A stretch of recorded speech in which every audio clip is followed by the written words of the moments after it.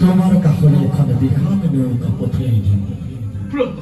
সেই নৌকাতে তুমি পাছৰ কল্পৰ বাবে লাগতীয় গছলতা জীৱ জন্তু তৰু তৃণ সকলোবোৰ এপদ এপদকৈ তুলি ল'বা মহাপ্ৰলয়ৰ সময়ত আমি তোমাৰ কাষলৈ আকৌ আহিম আমাৰ মূৰৰ ওপৰত এটা শিং দেখা পাবা আমাৰ মূৰত থকা শিঙ তোমাৰ নৌকা বাসুকিয়ে মেৰাই ধৰিবা শব্দ দিবাৰ পাছত পৃথিৱীত শান্ত হ'ব আৰু তেতিয়াই তুমি আমি সকলোৱে নিজ নিজ কৰ্তব্যত অগ্ৰসৰ হ'ব পাৰিম জোৱা ৰজা সত্যৱতী বিপদত বাস কৰিব স্মৰণ